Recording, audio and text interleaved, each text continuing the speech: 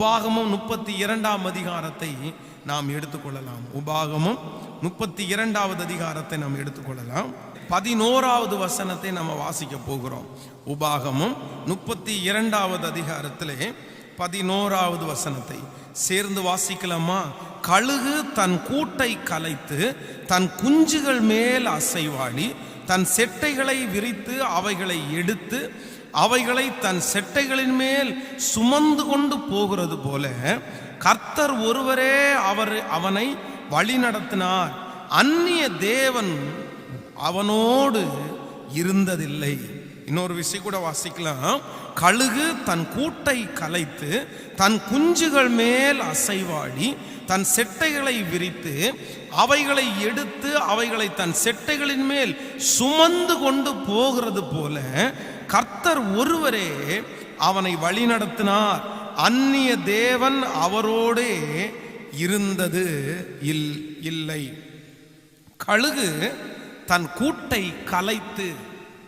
ஆண்டவருடைய பிள்ளைகளே, இந்த கழுகுனுடைய ஸ்டோரியை குறித்து நம்ம நிறைய பேர் நீங்க வாசித்திருப்பீர்கள். நானும் நிறைய செய்தியில கூட சொல்லியிருக்கிறேன்.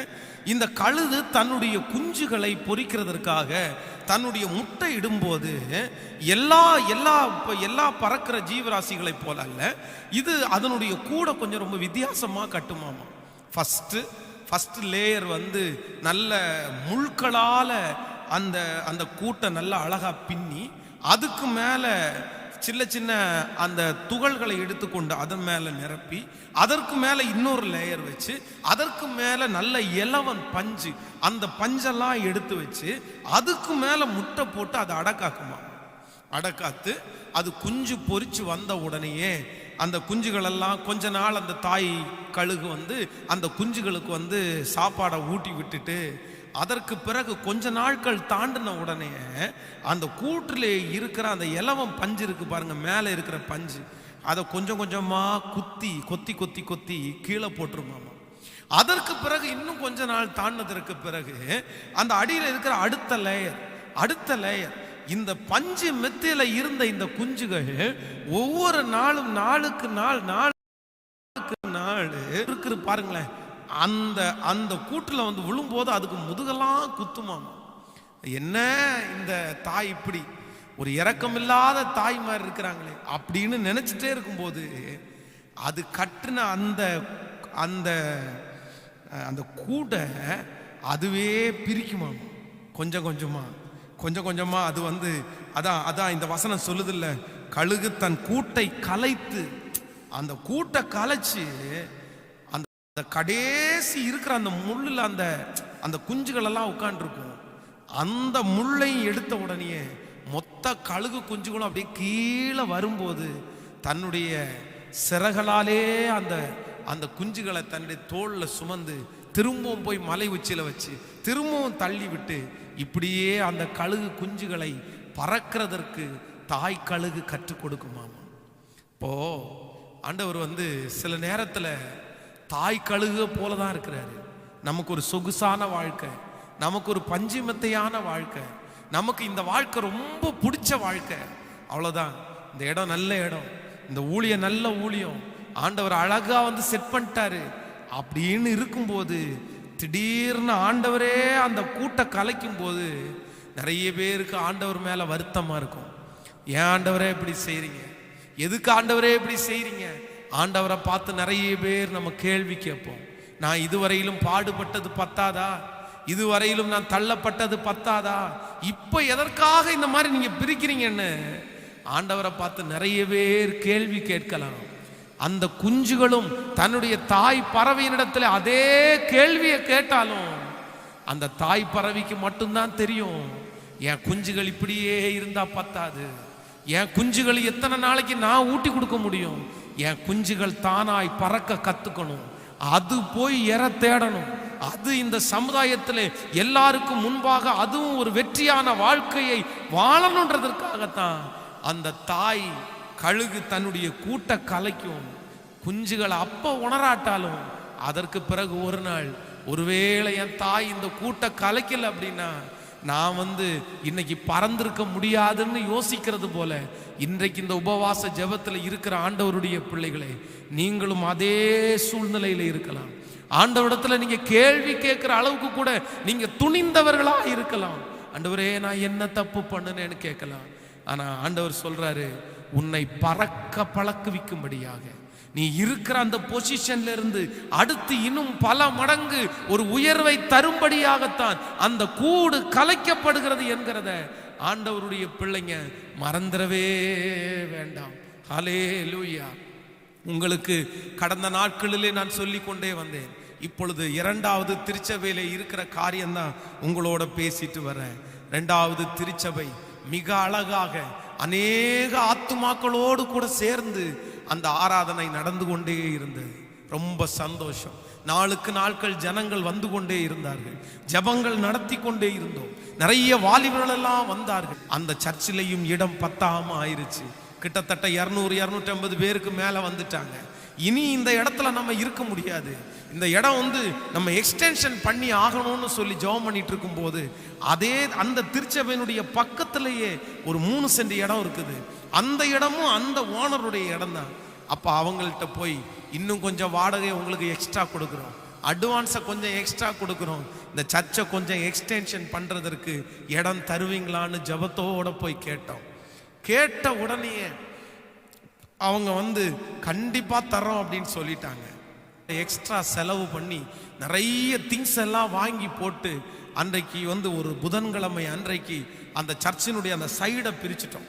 ஒரு சைடை ஃபுல்லா பிரிச்சு அந்த இடத்த அப்படியே எக்ஸ்டென்ஷன் பண்ணி அதை அப்படியே கவர் பண்றது மாதிரி நாங்க பண்ணினோம். ஆனா புதன்கிழமை அன்னைக்கு பிரிச்சுட்டு ஞாயிற்றுக்கிழமைக்குள்ள ஏதோ ஒரு தடுப்பு வச்சிடலாம் அப்படின்னு நினைச்சோம். அதே போல பிளான் பண்ணி பிரிச்சுட்டோம். ஆனா நினைக்கிற அளவுக்கு வேலை அவ்வளவு சுலபமா சீக்கிரமா நடக்காத உடனே சர்ச்சினுடைய இந்த பகுதி முழுக்க அப்படியே திறந்து இருந்துச்சு. அன்னைக்கு பார்த்து ஒரு வெளியில இருந்து ஒரு சுவிசேஷகர் ஒருத்தங்க கோயம்புத்தூருக்கு வந்திருந்தாங்க. அவங்க பாஸ்டம்மாவுடைய அப்பாவை அவங்களுக்கு தெரியும். அதனுடைய இதுபடி என்கிட்ட ஒரு ஃபோன் பண்ணாங்க. நான் இந்த மாதிரி கோயம்புத்தூருக்கு வந்திருக்கிறேன், உங்க சர்ச்சில் ஒரு சாட்சியை சொல்லி நான் இன்னைக்கு பாட்டு பாடலாமா அப்படின்னு நினைக்கிறேன் அப்படின்னு சொன்ன உடனே, அவங்க ரொம்ப பெரியவங்களா இருக்கிறதுனால நானும் தாராளமா நீங்க வாங்க, எங்க ஜனங்களுக்கு உங்களுடைய சாட்சியை கொடுத்து பாட்டை பாடிட்டு போங்க அப்படின்னு சொன்னேன். அவர் ஒரு நல்ல பாடக்கூடிய ஒரு தேவனுடைய மனுஷன். அவங்க என்ன பண்ணாங்கன்னா, நம்முடைய சர்ச்சு நமக்கு செட் ஆகும், நம்ம நமக்கு மானிட்டர் இருந்தாலும் இல்லைனாலும் நம்ம அவ்வளோ அரேஞ்ச் பண்ணியிருப்போம். ஆனால் அந்த பாஸ்டருக்கு மானிட்டர் அவருக்கு சுத்தமாக பத்தலை. அதனால இவர் என்ன பண்ணிட்டார் அப்படின்னு சொன்னால், பாட்டு பாட ஆரம்பித்தவர் சவுண்டை ஏற்றுன்னு சொல்லிட்டே இருந்தார். அந்த மிக்சர் ஆப்ரேட் பண்ணுறவனை பார்த்து, டேய் ஏத்ரா, சவுண்டை ஏத்ரான்னு சொன்ன உடனே அந்த தம்பியும் சவுண்ட் அப்படியே ஏற்றிட்டே இருந்தான். இந்த பக்கம் ஃபுல்லா ஓப்பனா இருந்ததுனால ரொம்ப சத்தம் வெளியே போயிருச்சு. ஏற்கனவே அந்த சர்ச்சு பக்கத்துல ஒருத்தர் பிரச்சனை பண்ணிட்டு இருந்தாரு. இந்த சத்தம் வெளியே போன உடனே நடக்கவே வந்துட்டார். சர்ச்சு நடக்கவே வந்துட்டு ஒரே சத்தம் வெளியே, பயங்கரமான சண்டை சத்தம் கேக்குது. கெட்ட வார்த்தையில பேசிட்டே இருக்கிறாங்க. திரும்பவும் பழையது மாதிரி பிரச்சனை ஆரம்பிச்சிச்சா? சரி, ஓகே அப்படின்னு சொல்லிட்டு ஆராதனை முடிஞ்சதுக்கு அப்புறம் அவங்க கத்துறாங்க, இந்த ஃபாதரை வெளியே வர சொல்லு அப்படின்றாங்க. நான் உடனே வெளியே போன உடனே, இந்த பாருங்க என்ன பண்ணுவீங்கன்னு தெரில, 15 நாளைக்குள்ள இந்த இடத்த விட்டு காலி பண்ணி வேற இடத்துக்கு போகணும், அப்படி போகலைன்னா நடக்கிறதே வேற அப்படின்ட்டாங்க. நானும் சரி சொல்லுவாங்க, அதை பார்த்து நம்ம கொஞ்சம் அட்ஜஸ்ட் பண்ணி சாரி கேட்டு இனி இந்த மாதிரிலாம் வராது அப்படின்னு சொல்லி பல மணி நேரம் அவங்களோட போராடி பார்த்தேன். இந்த மாதிரி பிரதர் நம்ம பார்த்துக்கலாம், இனி இந்த மாதிரி ஓப்பன் பண்ணதுனால தான் வந்துருச்சு, இனி சவுண்டு வராமல் பார்த்துக்கிறோம் என்னென்னமோ சொன்னதுக்கு அப்புறமும் அந்த மனுஷன் தான் கூட ஆட்களை கொஞ்சம் பேரை கூட்டிட்டு, இந்த இடத்த விட்டு நீங்க போயிடணும், நீங்க எங்க போவீங்களோ தெரியாது, இந்த இடத்த விட்டு போயிடணும்னு சொல்லிட்டாங்க. நாங்கள் ஓனரை போய் அடுத்த நாள் நான் சந்தித்தேன். இந்த மாதிரி சொல்லிட்டாங்களே, அவங்களும் கூட நின்னாங்க. அவங்க என்னை கையெடுத்து கும்பிட்டு, பாஸ்டர் எங்களை ரொம்ப மிரட்டுறாங்க, உங்களை இந்த இடத்துல இருந்து காலி பண்ணலை அப்படின்னா எங்க வீட்டிலேயே இருந்து வந்து ஏறி அடிச்சிருவேன்றாங்க. தயவு செய்து நீ என்ன பண்ணுவீங்களோ தெரியாது, உங்களுக்கு நான் வந்து அட்வான்ஸ் பணத்தை நான் உங்களுக்கு கொடுத்துட்றேன், நீங்க தயவு செய்து காலி பண்ணிருங்கன்ட்டாங்க. இப்பதான் அந்த சர்ச்சை ஷெட்டு போட்டிருக்கிறோம். கிட்டத்தட்ட ஒரு 2-3 ஆண்டுகள் தான், அவ்வளோதான் அப்படி போயிட்டு இருக்குது. எக்ஸ்டென்ஷன் பண்றதுக்கு ஒரு 2 லட்சம் ரூபாய் செலவு பண்ணி போட்டிருக்கிறோம். இதை எங்க எடுத்துட்டு போறது, எங்க போடுறது, எங்க சர்ச்சு வைக்கிறது ஒண்ணுமே புரியல. நம்ப மாட்டீங்க ஆண்டவருடைய பிள்ளைகளே, கிட்டத்தட்ட 15 நாட்கள் வந்து ஒவ்வொரு இடமா அலைஞ்சிட்டேன். போவேன், பார்ப்பேன், அந்த இடம் பிடிச்சிரும், வாடகை எவ்வளோன்னு கேட்பேன், அட்வான்ஸ் எவ்வளோன்னு கேட்பேன், எல்லாத்தையும் பேசிடுவாங்க. எல்லாத்தையும் பேசி நீங்க உடனே வந்துருங்க, ஷெட்டை போட்டுருங்க, எல்லாத்தையும் பேசிட்டு கடைசியில் கேட்பாங்க எதுக்குங்க அப்படின்னு கேட்பாங்க. இந்த மாதிரி சர்ச்சை நடத்துறதுக்குன்னு சொன்ன அடுத்த நிமிஷத்துக்குள்ளேயே இல்லைங்க கொடுக்கறது இல்லைங்க, கொடுக்கறது இல்லைங்க. எத்தனை இடம் தெரியுமா? போற இடத்துல எல்லாம் நிறைய பேர் எல்லாத்தையும் பேசிட்டு சர்ச்சுக்குன்னா இடம் தர மாட்டோம், சர்ச்சுக்குன்னா இடம் தர மாட்டோம். ஏற்கனவே ஒரு 200 பேருக்கு மேல இருக்கிறதுனால கொஞ்சமாவது ஒரு பெரிய இடத்துக்கு போனாதான் அடுத்து இந்த ஊழியத்தை நிலைப்படுத்தவே முடியுன்ற நிலைமைக்கு நான் தள்ளப்பட்டேன். எல்லாருமே கையை விரிச்சிட்டாங்க. இவங்க ரொம்ப மோசமான நிலைமையில போயிட்டு இருக்குது. ஒவ்வொரு டைமும் ஞாயிற்றுக்கிழமை காலையில் ஆலயத்தில் அந்த பிரைஸ் தி லார்ட் ஸ்தோத்திரம் அப்படின்னு ஆரம்பிக்கிற அந்த நிமிஷத்துல அந்த ரவுடியான அந்த மனுஷன் ஒரு 100 பசங்களை செட் பண்ணிட்டு உடனே போலீஸ் ஸ்டேஷனுக்கு ஃபோன் பண்றது. நான் இங்க ஸ்தோத்திரம்னு ஆரம்பிக்கும் போது போலீஸ் ஸ்டேஷன்ல அப்படியே போன் பறக்கும். ஒரு 50-60 பேர் ஃபோன் பண்ணிடுவாங்க. சார் என்ன சார் பயங்கர சத்தமா இருக்கு சார், அங்க சர்ச்சை ஆரம்பிச்சிட்டாங்க சார், அந்த சர்ச்சை மூடுங்க சொல்லுங்க சார், சவுண்ட் வரக்கூடாது சார், பிள்ளைங்க படிக்கிறாங்க சார், தூங்க முடியல சார் அப்படின்னு ஒரு 50 கம்ப்ளைண்ட்ஸ் ஆகுது போயிடும். ஆரம்பிச்ச 10 நிமிஷத்துல போலீஸ் வேன்ல வந்துருவாங்க. ஒரு 5-6 போலீஸ் ஸ்டேஷன்ல இருந்து வந்து சர்ச்சினுடைய வாசல்ல நின்று, அங்க இருந்து நான் தான் இப்படி பார்த்து நின்று இருப்பேன், வேற எல்லாரும் இங்க பார்த்து நிற்பாங்க. அங்க இருந்து அந்த போலீஸ் ஷார் சொல்லுவாரு, சவுண்டை கம்மி பண்ணுங்க, சவுண்டை கம்மி பண்ணுங்க. நான் எவ்வளவு கம்மி பண்ணாலும் திரும்ப திரும்ப கம்மி பண்ணுங்க.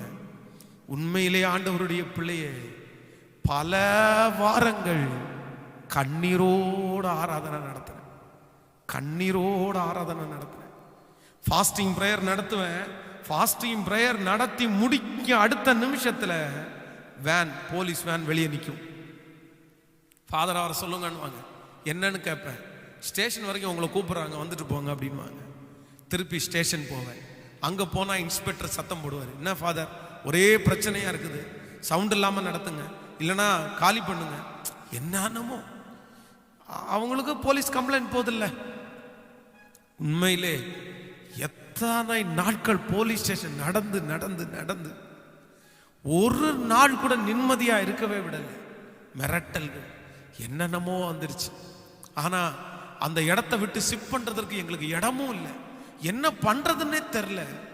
எங்க போனாலும் எனக்கு நோன் வந்துருச்சு. ஒரே ஒரு இடம், அந்த இடத்த போய் பார்த்துட்டேன். பார்த்தோன்னா தான் இப்போ சர்ச்சை நடக்கிற இந்த இடம் தான். இந்த இடத்த பார்த்த உடனே இந்த இடம் எனக்கு பிடிச்சிருச்சு. ஆனால் ரொம்ப குடிசையா எல்லாம் இருந்துச்சு. அது எதுவாக இருந்தால் கூட பரவாயில்ல, நான் ரெடி பண்ணிக்கிறேன்னு ஓனர் ஐயாட்ட சொல்லிட்டேன். சொன்ன உடனே கொடுக்குறேன்னு சொல்லிட்டாரு.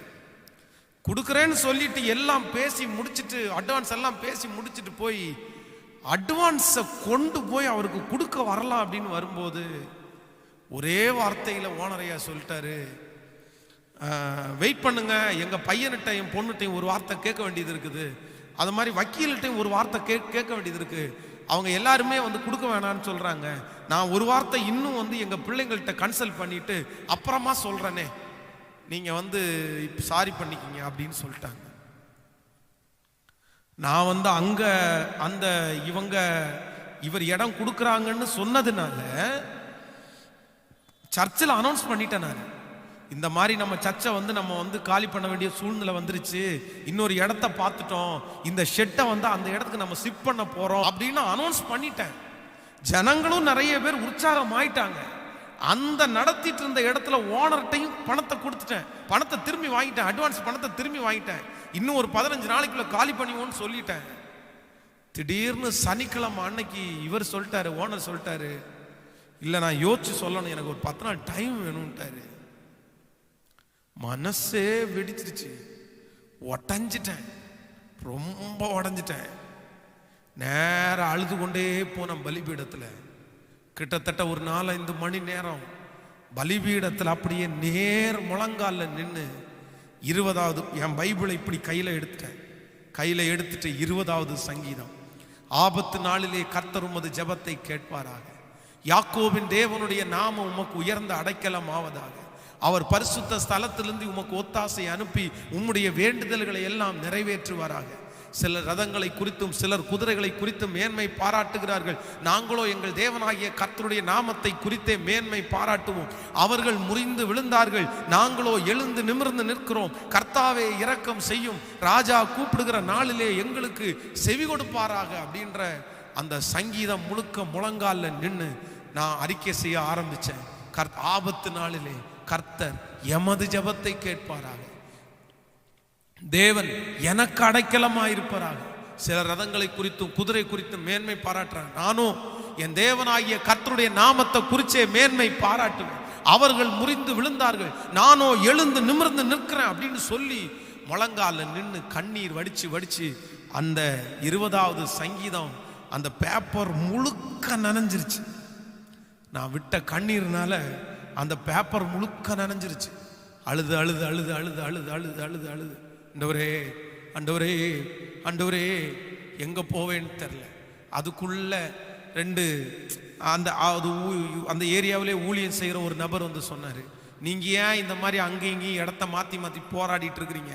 பேசாமல் எல்லா ஜனங்களையும், எனக்கு சொந்த இடம் தான் இருக்குது, அந்த இடத்துல கொண்டு வந்து நீங்கள் விட்டுட்டு நீங்கள் எனக்கு அசிஸ்டண்டாக இருங்க, நீங்கள் ஆராதனை நடத்துங்க, நான் பிரசங்கம் பண்ணுறேன் அப்படின்னு கூட சொன்னாங்க.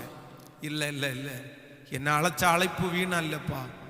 என் கையில் கொடுத்து தானே இந்த ஊழியத்தை இவ்வளோ தூரம் வளர்த்தி கொண்டு வந்தீங்க. 3 பேரா இருந்தது இத்தனை பேரா ஆயிட்டோமே, இனி இன்னொருத்தருடைய கையில் கொடுத்துட்டு போவா அப்படின்னு அன்னைக்கு அழுது அழுது அழுது ரொம்ப அழுதுட்டேன். அந்த அந்த அதிகாரத்தை பல 100 தடவை வாசிட்டேன்.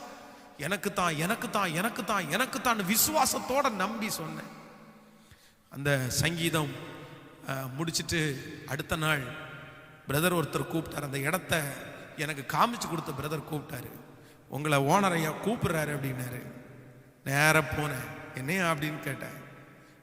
எங்கள் பிள்ளைங்கள்ட்ட கொடுங்க அப்படின்னு சொல்லிட்டாங்க, அட்வான்ஸை எடுத்துட்டு வாங்கன்னாரு. சே, ஒரு மிகப்பெரிய ஒரு சந்தோஷம். கர்த்தர் கூட்ட கலைச்சது வேற எதுக்காகவும் இல்லை. அப்போ கிட்டத்தட்ட அதான் ஒரு 24க்கு 60க்கு மேலே அந்த நீளம். ஆனால் 2வது திருச்சபையில் எடுத்த, இப்போ இருக்கிற திருச்சபையில் அப்போ எடுத்த இடம் 10 சென்ட் இடம்.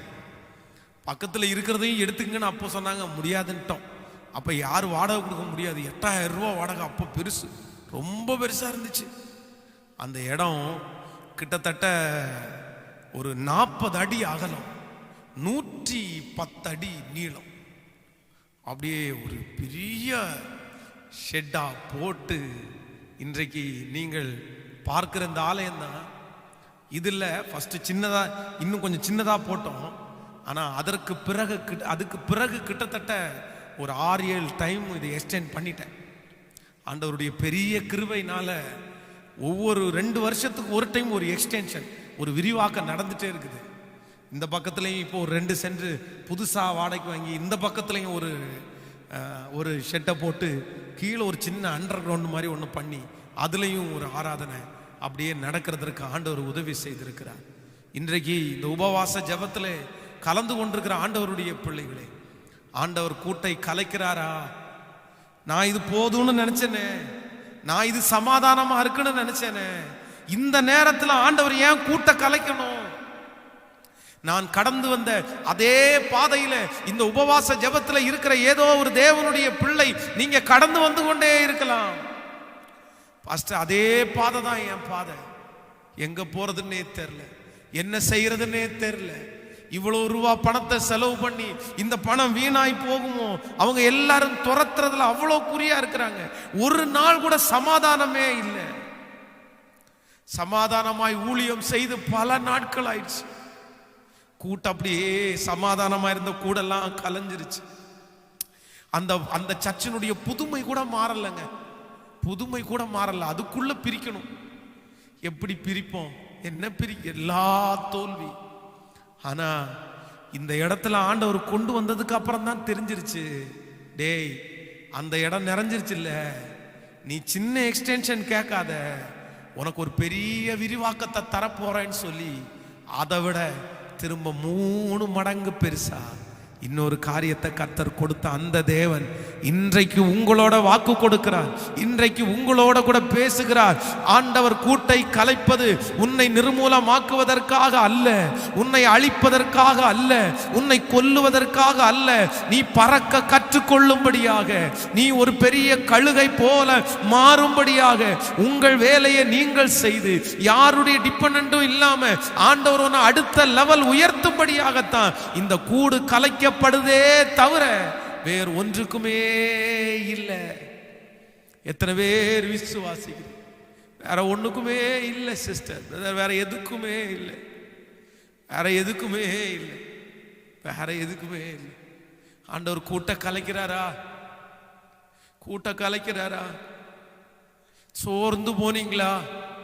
எல்லா பக்கமும் நெருக்கமா இருக்குதா? நீங்க போன காரியமும் தோல்வியில வந்து நிக்குதா? முழங்கால நின்று நான் 20வது சங்கீதத்தை அறிக்கை செய்தது போல நீங்களும் ஒரு சில வசனங்களை எடுத்து முழங்கால நின்று தேவ சமூகத்துல நான் தான் ஆண்டவரே எனக்கு செய்யுங்கன்னு ஆண்டுடைய சமூகத்துல கெஞ்சுங்க. ஆண்டவர் உங்களை வெறுமையா அனுப்பவே மாட்டார்.